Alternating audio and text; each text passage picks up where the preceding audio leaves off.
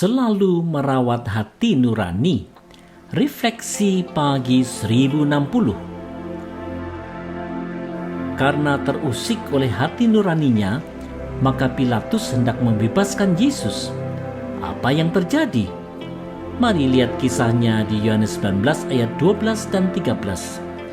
Sejak itu Pilatus berusaha untuk membebaskan dia, tetapi orang-orang Yahudi berteriak, "Jikalau engkau membebaskan dia, engkau bukanlah sahabat Kaisar."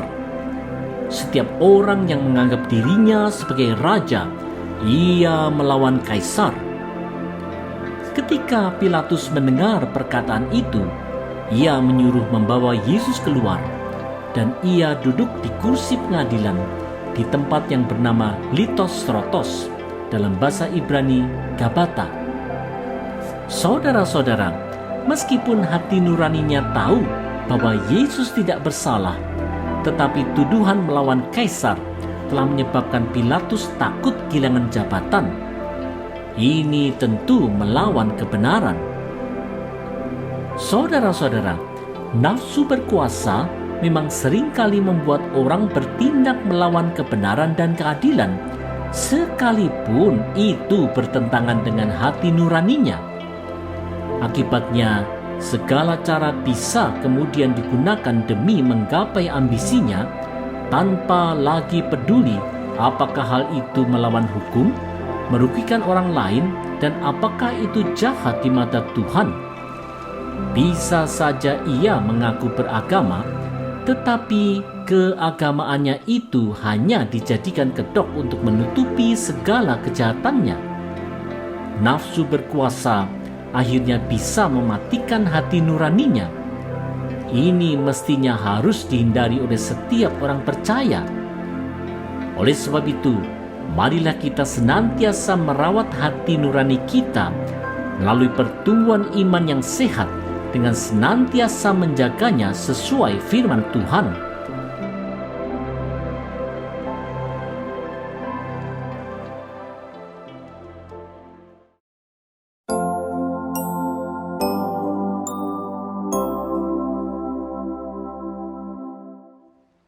Tidak memelihara kegelapan. Refleksi pagi 1061. Dari Kamis malam sampai Jumat siang, Yesus diadili dan disiksa. Apa desakan orang Yahudi kepada Pilatus yang dicatat di Yohanes 19 ayat 14 dan 15? Hari itu ialah hari persiapan Paskah, kira-kira jam 12. Kata Pilatus kepada orang-orang Yahudi itu, "Inilah rajamu." Maka berteriaklah mereka, "Enyahkan dia! Enyahkan dia! Salibkan dia!" Kata Pilatus kepada mereka, "Haruskah aku menyalibkan rajamu?" Jawab imam-imam kepala, "Kami tidak mempunyai raja selain daripada Kaisar." Saudara-saudara, demi untuk menyalibkan Yesus, orang Yahudi mau membuang mimpi untuk merdeka dari penjajahan Roma dan mau tunduk pada ideologi Roma yang mengakui bahwa Kaisar adalah raja. Kebencian terhadap Yesus telah membutakan hati. Ironis memang. Saudara-saudara, kebencian dan ambisi jahat memang bisa membutakan mata orang, sehingga mereka kemudian melakukan tindakan-tindakan jahat. Seperti halnya orang Yahudi di masa dulu, orang beragama di masa kini pun bisa saja rela melakukan tindakan yang melawan keyakinan imannya demi ambisinya. Bahkan terlebih lagi, keyakinan agama bisa tanpa ragu-ragu digadaikan demi mencapai tujuannya. Ini tentu haruslah dihindari. Untuk itu, orang percaya haruslah memeriksa hati dan pikiran, apakah ada kebencian dan ambisi jahat yang begitu menguasai diri. Marilah kita mawas diri dan bertobat, serta menjauhkan diri dari kejahatan. Marilah kita membawa terang dalam kehidupan dan bukan justru memelihara kegelapan.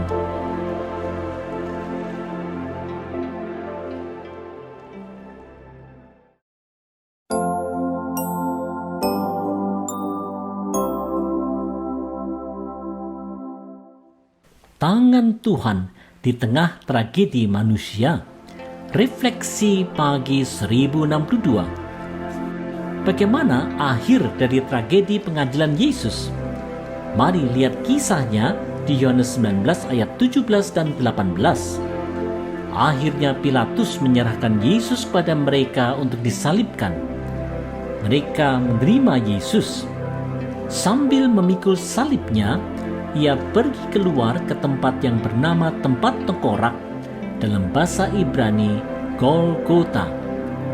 Dan di situ ia disalibkan mereka, dan bersama-sama dengan dia disalibkan juga dua orang lain sebelah menyebelah, Yesus di tengah-tengah.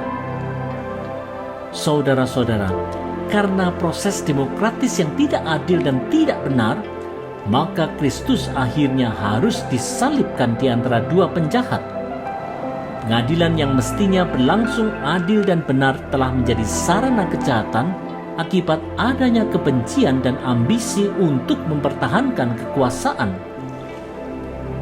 Saudara-saudara, pengadilan Yesus Kristus di hadapan Pilatus telah menunjukkan bahwa kebencian orang yang mengaku beragama dan egoisme penguasa telah membuat Yesus disalibkan di Golgota di antara dua penjahat.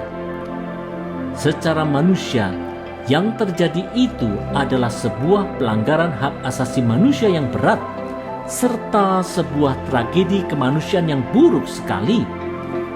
Meskipun demikian, di mata Allah, ini adalah wujud nyata dari terlaksananya rencana agung penyelamatan manusia melalui penderitaan dan pengorbanan Kristus. Oleh sebab itu, di tengah situasi yang terlihat buruk, marilah kita tetap percaya bahwa Allah tetap campur tangan untuk mendatangkan kebaikan bagi mereka yang mau bergantung penuh kepadanya.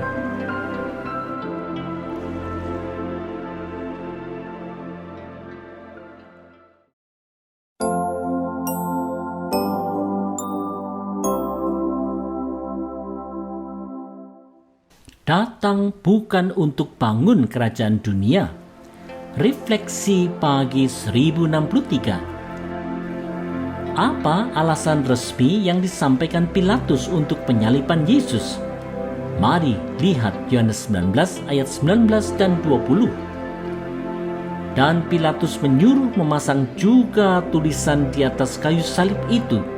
Bunyinya, Yesus, orang Nazaret, Raja orang Yahudi. Banyak orang Yahudi yang membaca tulisan itu, sebab tempat di mana Yesus disalibkan letaknya dekat kota, dan kata-kata itu tertulis dalam bahasa Ibrani, bahasa Latin, dan bahasa Yunani. Saudara-saudara, alasan penyaliban Yesus dituliskan dengan jelas dalam 3 bahasa supaya semua orang tahu. Secara politis, ini tentu tidak benar. Yesus tidak hendak membangun kerajaan dunia. Yesus Kristus adalah Sang Anak Allah, Raja di atas segala raja, yang disalibkan demi menebus dosa manusia. Inilah alasan yang sesungguhnya. Saudara-saudara, mengapa Yesus disalibkan? Dari dulu sampai sekarang, sudah barang tentu berbagai cara pandang telah disampaikan. Hanya saja, apa alasan iman Kristiani kita? Apakah kita juga kecewa karena Yesus tidak ingin membangun kerajaan di dunia ini dan secara politis menguasai dunia? Salib Kristus bukanlah untuk maksud politis dalam merebut kuasa dunia atau kuasa negara. Salib Kristus adalah untuk maksud penyelamatan dunia. Oleh sebab itu, marilah kita sungguh percaya bahwa Yesus Kristus adalah Sang Anak Allah yang diutus Allah Bapa untuk penebusan dosa manusia. Melalui pengorbanan Yesus Kristus di kayu salib sajalah kita telah memperoleh keselamatan yang kekal. Marilah kita memuliakan Kristus selalu sebagai Raja di kehidupan kita.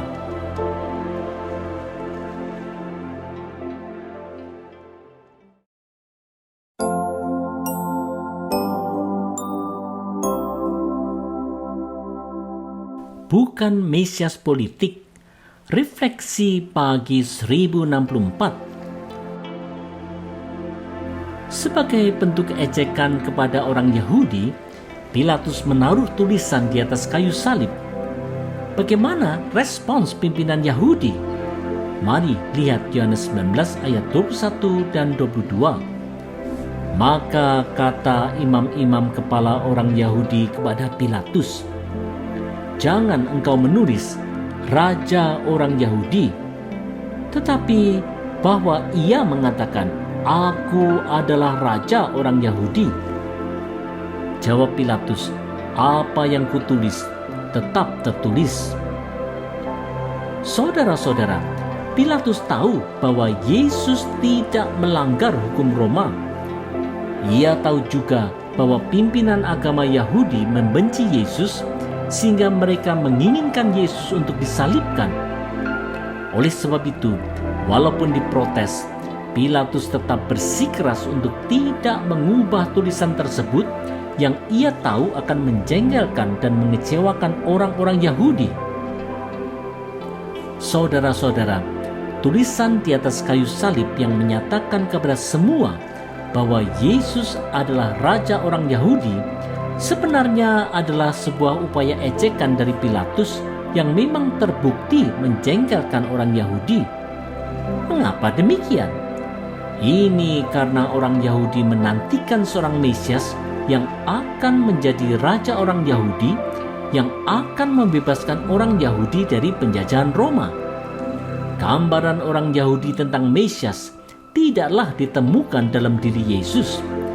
Yesus Kristus datang ke dunia bukanlah untuk menjadi Mesias politik yang membangun kerajaan dunia. Yesus Kristus adalah Sang Mesias, Sang Anak Allah yang diutus Allah Bapa untuk menghadirkan kerajaan Allah di dunia melalui misi penebusan Kristus di kayu salib. Sadarkah kita